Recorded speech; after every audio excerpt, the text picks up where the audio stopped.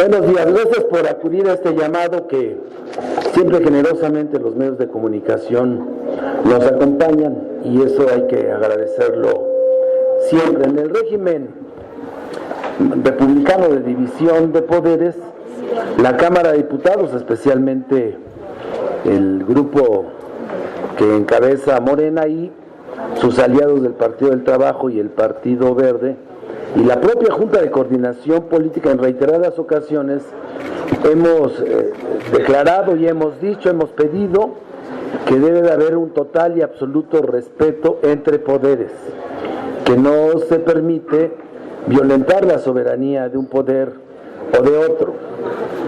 En el caso de nosotros ha sido recurrente que muchas de las leyes, de los decretos que ha emitido la Cámara de Diputados, mediante amparo, han sido revocados por parte de la Suprema Corte de Justicia de la Nación y o en su caso de cualquiera de los juzgadores que forman parte del aparato judicial en México. Lo que vivimos el día de ayer fue algo lamentable para el Estado de Derecho, para la división de poderes. Uno de los poderes que de manera reiterada ha emitido criterios con relación a la supuesta violación del reglamento del procedimiento legislativo, ayer incurrió en una violación de su propia ley. Y eso, además de incurrir en responsabilidades, pone de manifiesto una actuación, por decirlo menos, sectaria, con premeditación, en contra no de una ley que fue aprobada acá en Cámara de Diputados, que fue declarada su constitucionalidad, sino pone profundamente en contradicción los criterios y el desempeño de quienes integran la Suprema Corte de Justicia de la Nación, que le dieron paso con solo 2 votos a declarar la inconstitucionalidad de una ley derivado del amparo que ellos atrajeron. Por esa razón los convocamos. Está aquí el presidente de la Comisión de Puntos Constitucionales, me acompaña también la vicecoordinadora Aleida Alavés y compañeros de Morena, está el vicecoordinador Leonel Godoy, y le voy a pedir al presidente de la Comisión de Puntos Constitucionales que nos pueda detallar lo que el día de ayer se vivió, la violación al artículo 17 y lo que tenemos pensado en el grupo parlamentario de Morena, en acuerdo con nuestros aliados, serían los pasos siguientes por parte de nosotros. Muchas gracias, buenas tardes. Pero son 2 aspectos. En uno hay una violación al procedimiento de la propia ley orgánica del Poder Judicial por los mismos ministros de la Corte. Como les explicó el coordinador Mier, la ley establece otro procedimiento antes de ejercer el voto de calidad por parte del presidente de una de las salas. Debieron haber llamado a otro ministro para que intentara un nuevo proyecto de sentencia que intentara conciliar las 2 argumentaciones contradictorias. Si continuara el empate, entonces sí podría el ministro ejercer su voto de calidad. No hicieron eso. Violaron su propia ley. A nuestro juicio, implica responsabilidad administrativa y política. La Constitución, artículo 110, segundo párrafo, dice que los ministros y otras autoridades importantes de la Federación Mexicana son responsables políticamente por violar la Constitución o por violar una ley fundamental, una ley federal. Es el caso. Vamos a analizar esto y pronto haremos el planteamiento que corresponda. También responsabilidad administrativa, insisto. El otro aspecto es que lo que hizo la Corte ayer es volver a revisar la ley de la industria eléctrica, que ya fue analizada en acción de inconstitucionalidad y que no alcanzó las 2/3 partes de los votos de los ministros, es decir, los 8 votos. Como no alcanzó entonces esa ley, no pudo ser declarada inconstitucional, en consecuencia es constitucional. Sucede que por jurisprudencia y se han dado atribuciones a sí mismos para que los jueces vuelvan a tomar el mismo asunto, pero ahora por la vía del amparo, y revisan por segunda vez otra vez la constitucionalidad de una ley. Un solo juez puede declarar la inconstitucional de una ley. La revisión le corresponde a un colegiado. En este caso la Corte atrajo el asunto para resolverlo ellos mismos. E hicieron otra cosa más, le están dando efectos generales a esa sentencia de amparo para que otras empresas particulares, extranjeras, que no pidieron amparo también se vean beneficiados con el argumento de que se trata de evitar que no queden unas respecto de otras en inconveniencia, en desventaja respecto del famoso principio de la competencia económica. Entonces, son dos cosas, una violación directa a su propia ley por parte de los ministros de la Corte, precisamente por uno de ellos, el presidente de esa sala, de apellido Pérez Dayán, y otra que están burlando la Constitución y la ley que establece un procedimiento para que otras leyes secundarias solamente se puedan juzgar por el Pleno de la Corte en acción de inconstitucionalidad. Hay una iniciativa presentada para que esto no suceda, ha estado entretenido en la Comisión de Justicia, vamos a ejercer lo necesario reglamentariamente para que se dictamine cuanto antes y esto no se repita en otros casos. Gracias. Aleida.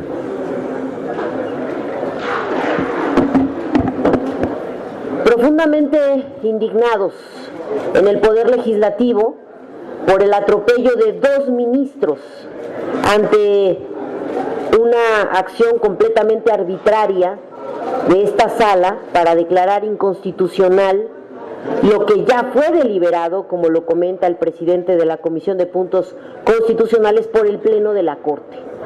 8 ministros contra 2.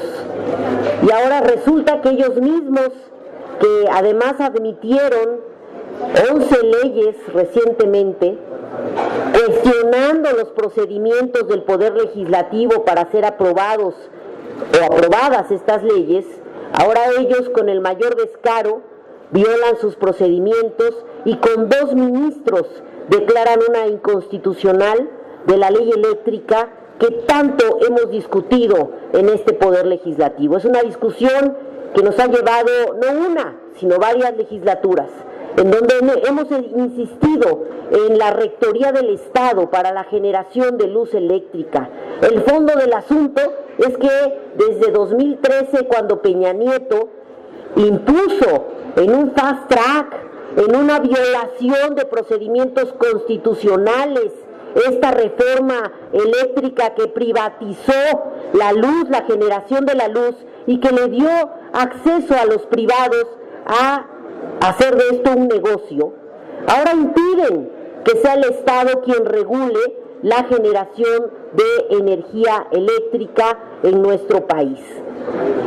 Sí es una discusión en la que vale la pena poner todos los elementos en la mesa, porque es un proyecto el que defiende el Poder Judicial, acorde a esos negocios que nos impusieron desde el Pacto por México, y es otro el que estamos defendiendo en esta transformación del país, el que el Estado se vuelva rector de la generación de energía eléctrica y que sea él quien mandate cómo se hace esta presentación de todos los generadores. No estamos diciendo que se le cierre la puerta a la generación privada, pero que sea regulada por el Estado. Eso lo está haciendo todo el mundo. Países que tienen gobiernos de toda índole están regresando a una rectoría del Estado en la generación de luz. ¿Por qué nosotros dar marcha atrás? ¿Por qué el Poder Judicial prestarse a resolver de manera tramposa y violentando sus propios procedimientos a que sean los privados quienes digan, el libre mercado que diga cómo se va a generar la luz en este país? Por eso también vamos a acelerar las reformas a la Suprema Corte de Justicia como poder. La regulan 2 leyes, la Ley Orgánica del Poder Judicial y la Ley de Amparo. Y si es necesario, en la Ley de Amparo haremos las reformas correspondientes, porque ese voto de calidad tramposamente usado lo vamos a eliminar. Ningún ministro es más ni menos que otro. Todos pesan lo mismo. Debieron haber pasado esa discusión, bueno, primero solicitar un ministro más para el desempate o pasarlo al pleno de la Corte y no resolverlo 2 ministros. Una inconstitucionalidad que nos llevó no un año, varios años discutirlo. Hicimos en asambleas de Parlamento abierto, exactamente hace 2 años. Estábamos discutiendo con la gente en Parlamento abierto cómo era más factible hacer esta regulación de generación de energía eléctrica en nuestro país. Y todos coincidimos, hasta la oposición, pero después se desentendieron, en que debe ser el Estado quien regule cómo entran los generadores a poner la luz en el mercado para entonces nosotros tener esa adquisición con energías limpias, todo lo que se discutió, pero que ahora estén resolviéndolo así en la Corte, pues solamente acredita 2 cosas. Primero, el hacer un juicio político contra este ministro por no haber asumido los procedimientos internos para la deliberación de un tema como este, pero además también el que nosotros como Poder Legislativo hagamos las reformas necesarias en la Ley de Amparo para quitar en este precepto del artículo 56 de la Ley de Amparo, para que nunca más haya un voto de calidad con empate y que esto lo podemos hacer como coalición Juntos Hacemos Historia. Si no contamos con la oposición para que el Estado regule en este país nuestra energía eléctrica, pues sí contamos con una coalición con la que podremos sacar adelante el estar teniendo procedimientos en el Poder Judicial que sean más acordes a la realidad y a la justicia. Bien, ¿quién está? Don Leonel Godoy. Gracias. Brevemente, lo que hizo estos ministros, o lo que hicieron en esa sala el día de ayer, es el colofón de varias cosas. A mi juicio más grave fue intrometerse en una atribución exclusiva constitucionalmente de la Cámara de Diputados, que es la aprobación del presupuesto, a pesar de que nosotros aprobamos que 15,000 millones de pesos en fideicomisos pasaran para ser utilizados en mejores causas. La Corte concedió y anuló esta atribución exclusiva de la Cámara de Diputados. Están actuando como un supremo poder conservador y es momento de que el Poder Legislativo tome cartas en el asunto. El Poder Judicial debe de resolver la interpretación de las leyes, no hacer nuevas leyes. El Poder Ejecutivo debe de ejecutarlas y nosotros somos quienes hacemos las leyes. Y eso vamos a hacer, y también creo que ya no podemos permitir que siga actuando con esa impunidad, y por eso la solicitud de juicio político la veremos en los próximos días, y sería todo de mi parte, señor coordinador. Gracias. Tenemos preguntas. Margarita Nicolás, de Cadena Raza, por favor. Margarita Nicolás.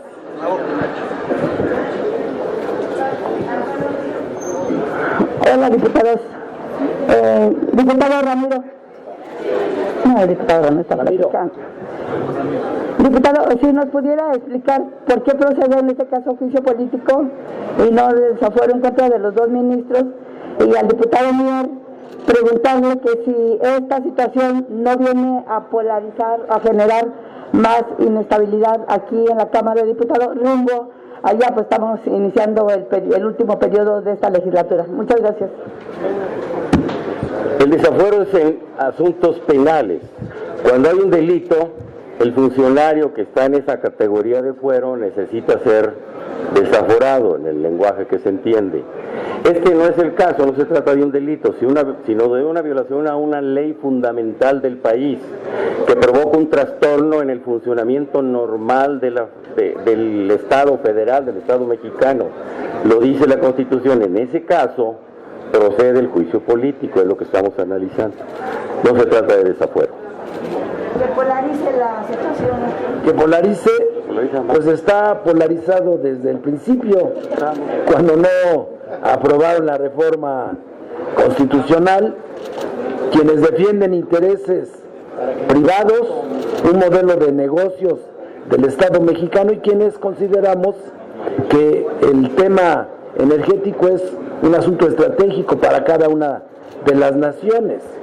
Somos muy dados a imitar modelos, a importar y utilizarlos a partir de las recomendaciones que dan los organismos multilaterales. Pues hay que hacerle caso a Francia. Francia tenía concesionado al sector privado apenas el 12% de su energía. Cuando acá en México estábamos discutiendo la reforma eléctrica que le otorgaba a la inversión privada el 46% de la generación, en Francia esa misma semana el Estado recuperaba el 100% del control energético. ¿Qué es lo que hay de fondo? Y no hay que engañarnos, es un asunto de negocios, de corrupción. Es real que el sistema judicial en México está podrido. Es verdaderamente increíble que los responsables del control constitucional en este país, en aras de proteger intereses que afectan el interés general, estén favoreciendo amparos, los hayan atraído violando la Constitución y su propia ley. Eso es lo que está a debate. Y si de eso se va a polarizar el país, que el pueblo de México lo sepa. La Cámara de Diputados va a ampliar la construcción de un marco legal, como ya se ha señalado, que permita que esto no suceda.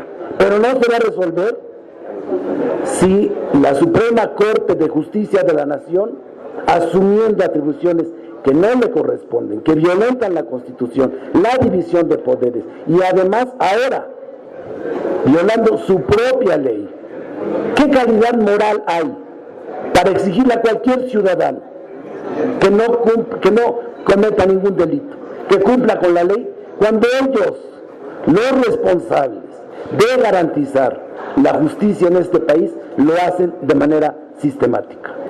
Pasaron de violentar a otro poder a utilizar sus instrumentos para violar sus propias leyes. Eso es inadmisible en un país democrático, en un Estado de Derecho.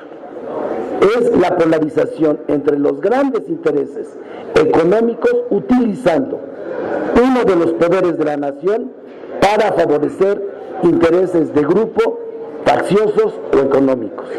Lo tenemos que decir. Y sabemos también, estamos conscientes de las implicaciones que tiene. Pero la otra es el silencio cómplice. La otra opción es convertirnos en cómplice de algo que está afectando a la nación, no a un proyecto que gobierna, no al titular del Ejecutivo o a quienes tienen mayoría en esta Cámara.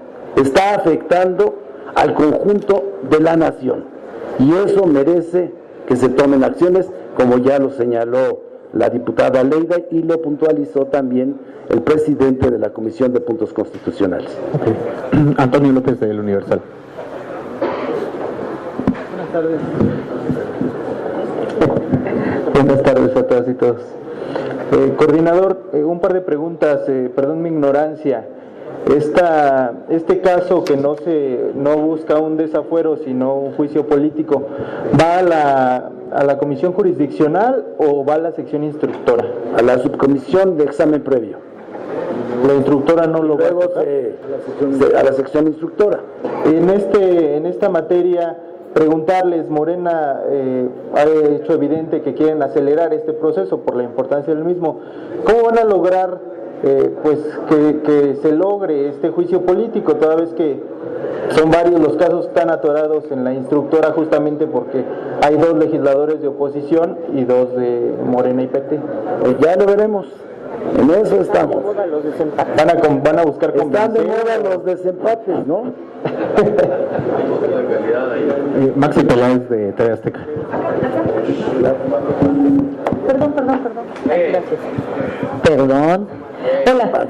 Hola. Diputado, ¿es un hecho entonces ya esta demanda que van a presentar? ¿En contra de qué ministro sería? La otra pregunta que yo quisiera, el presidente, después de este revés que da la Corte, ha anunciado que va a enviar una nueva reforma a la Constitución en materia eléctrica. Morena no sigue sin tener los votos con sus aliados. ¿A quiénes piensan convencer ahora? Mire, en principio, con relaciones el ministro Pérez Dayán, y no es un tema personal, no estamos hablando de personas, es un tema que va más allá de personas sobre los que tienen la responsabilidad temporal del mandato de custodiar el Estado de Derecho. Es más profundo. Y eso nos lleva a la segunda pregunta. Miren, quien debe de debatir, quien debe de participar en las decisiones públicas es el pueblo de México. Los mexicanos deben de saber lo que está sucediendo. Durante años el consenso fue la palabra favorita y el mecanismo de acuerdo en este poder en la Cámara de Diputados y Cámara de Senadores. Así se fue construyendo a partir de moches y de cuotas. Se expandió el gasto público, se expandió el aparato burocrático y se extendieron concesiones y privilegios. Un diseño institucional hecho para desbaratar a nuestro país. Y no estoy dramatizando, es la realidad. Y por eso nuestro primer paso para la reforma eléctrica, más allá de que sabemos quién tiene la representación mayoritaria acá, más allá de entender que el representante popular es el que representa al pueblo, que la Constitución es clara en el 39 constitucional, que el soberano son las y los mexicanos. A ellos vamos a acudir, que los mexicanos sepan que el patrimonio nacional está en riesgo. No es dramatizar, es pensar a futuro. Y por eso, primero vamos a lograr el consenso de los mexicanos en asambleas. Lo vamos a hacer como lo hicimos en el primer intento y que los mexicanos decidan. Pronto van a decidir. Pero entonces no saldría en este periodo si están pensando en esa... Vamos a ver, ya dijo el PRI que va con nosotros en pensiones. Pues estoy seguro que el PRI, que anda en ese proceso de reconversión, tiene que apoyarnos en esto que tiene que ver con la soberanía nacional. Si no, nuevamente lo diría, cada año le ponen veladoras al general Lázaro Cárdenas, pero todos los días hacen lo contrario a lo que imploran. ¿Ya tiene pláticas con algunos priistas para apoyar esta reforma eléctrica? Ahí será el pueblo el que los inicie, nosotros también vamos a hacer lo propio. Karina García de Expansión. Carlos, ya. Carlos. Hola, buenas. ¿Que me quiere votar, diputado? No hay vetas acá, no es cierto. Oiga, yo quisiera preguntarle, el INE que tanto cuestionaban de Lorenzo Córdoba no tenía bonos electorales y ahora estos consejeros se aprobaron un bono de más de 340,000 pesos, que dividido al mes, pues resulta que sí ganarían más que el presidente. ¿Usted qué opina de eso? Y sobre todo también que ellos dicen que no es una partida presupuestal adicional, sino que ya venía en el presupuesto, es decir, que de la distribución que habían acordado se asignó a... La última parte no escuché, perdón. Ellos dicen que no representa un recurso extra, no, es decir, no hubo solicitud presupuestal, en fin, sino que ya estaba presupuestado en lo que ustedes autorizaron, pero ellos digamos que lo redirigieron a percepciones. Digamos que hicieron un ajuste presupuestal en beneficio propio. Pues eso está mal. Eso está mal. Me piden la opinión de Cervera está mal porque o comulgas con la austeridad republicana o simulas que comulgas con ella. Mi punto es que está mal. ¿Qué llamado le harían a la consejera presidenta Tabey, dado que partió de ahí la propuesta de este bono y esto relacionado con la anterior legislatura, la 64, en que nombraron otros 4 consejeros, a los cuales cuando se les entrevistó aquí se les hizo, pues digamos que una recomendación de que ajustaran a la baja sus percepciones y bueno, estos a lo mejor no lo prometieron, pero lo aumentaron? Miren, eso forma parte de la Comisión de Administración, es un asunto interno. Le pediría en todo caso a nuestro representante ante el Consejo General del INE, aquí está, uno de ellos por cierto, y al representante de nuestro partido, el diputado Yergo, que también lo es, así como al diputado Gerardo Fernández Noroña, que expresen en el respeto a la autonomía de gestión que tiene el Instituto Nacional Electoral, que no compartimos. El representante de nuestro partido, Hamlet, tiene solo voz, que la exprese, aunque no tenga voto. Pero el voto de nuestros compañeros que está en contra sería la sugerencia que nosotros le podemos hacer a quienes nos representan como partido y como grupo parlamentario, y a los otros es un exhorto al Instituto Nacional Electoral, a su órgano superior, que es el Consejo General. Muchas gracias. Gracias, diputado. Gracias, compañeros. Gracias.